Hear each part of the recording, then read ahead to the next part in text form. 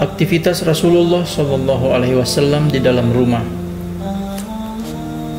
Dari sebuah buku yang ditulis oleh Abdul Malik bin Muhammad Al-Qasim dengan judul Sehari di Kediaman Rasulullah Shallallahu Alaihi Wasallam. Rumah seseorang adalah ibarat cermin yang menggambarkan keluhuran akhlak, kesempurnaan budi pekerti, keelokan pergaulan, dan ketulusan nuraninya. Tidak ada seorang pun yang melihat apa yang diperbuatnya di balik kamar dan dinding saat ini bersama hamba sahaya, bersama pembantu, atau bersama istrinya. Ia bebas berbuat tanpa ada rasa sungkan dan berpura-pura, sebab ia adalah raja yang memerintah dan melarang di dalam rumahnya. Semua anggota keluarga yang berada di bawah tanggungannya adalah lemah. Marilah kita lihat aktivitas Rasulullah Shallallahu Alaihi Wasallam di dalam rumah selaku pemimpin dan panutan umat yang memiliki kedudukan yang mulia dan derajat yang tinggi. Bagaimanakah keadaan beliau di dalam rumah? Aisyah radhiyallahu anha pernah ditanya, apakah yang dilakukan Rasulullah Shallallahu Alaihi Wasallam di dalam rumah? Ia menjawab, beliau adalah seorang manusia biasa. Beliau menambal pakaian sendiri, memerah susu, dan melayani diri beliau sendiri. Diriwayatkan oleh Ahmad dan At-Tirmizi. Demikianlah contoh sebuah sikap tawaduk dan rendah hati, atau tidak takabur, serta tidak memberatkan orang lain. Beliau turut mengerjakan dan membantu pekerjaan rumah tangga. Seorang hamba Allah yang terpilih tidaklah segan mengerjakan hal itu semua. Dari rumah beliau yang penuh berkah itulah memancar cahaya Islam, sedangkan beliau sendiri tidak mendapatkan makanan yang dapat mengganjal perut beliau. An-Nu'man bin Bashir menuturkan kepada kita tentang keadaan Rasulullah Shallallahu Alaihi Wasallam. Aku telah menyaksikan sendiri keadaan Rasulullah Shallallahu Alaihi Wasallam dalam keadaan tidak mendapatkan kurma yang jelek sekalipun yang dapat mengganjal perutnya. Diriwayatkan oleh Muslim.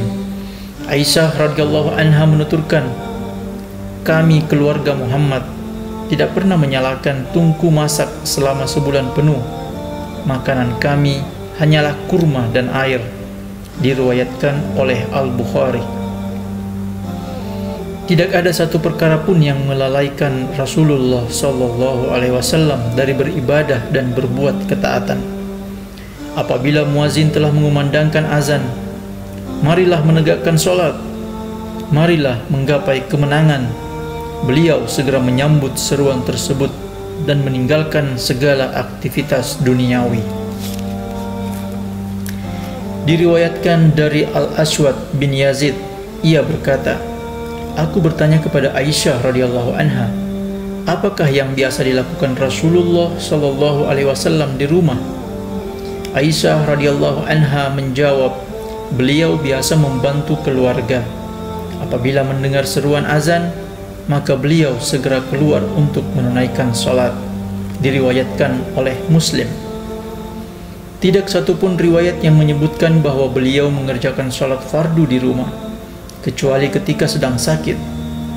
Beliau pernah terserang demam yang sangat parah sehingga sulit baginya untuk keluar rumah, yakni sakit yang mengantar beliau menemui Allah Subhanahu wa ta'ala. Di samping beliau lemah lembut dan penuh kasih sayang terhadap umatnya, namun beliau juga sangat marah terhadap orang yang meninggalkan sholat fardu berjamaah di masjid. Beliau bersabda, sungguh betapa ingin aku memerintahkan muazin mengumandangkan azan lalu iqamah. Kemudian aku memerintahkan seseorang untuk mengimami sholat. Lalu aku berangkat bersama beberapa orang yang membawa beberapa ikat kayu bakar. menuju kaum yang tidak menghadiri sholat jamaah untuk membakar rumah-rumah mereka. Muttafaqun alaih. Sanksi yang sangat berat tersebut menunjukkan betapa penting dan utamanya sholat berjamaah. Rasulullah Shallallahu Alaihi Wasallam bersabda, barang siapa yang mendengar seruan azan lalu ia tidak menyambutnya atau mendatangi sholat berjamaah, maka tidak ada sholat baginya kecuali karena uzur. Diriwayatkan oleh Ibnu Majah dan Ibnu Hibban. Uzur di sini adalah perasaan takut, tidak aman, atau sakit. Apa dalih orang-orang yang mengerjakan sholat fardu di rumahnya di samping istrinya? Mereka tinggalkan masjid. Apakah ada uzur sakit atau perasaan takut bagi mereka?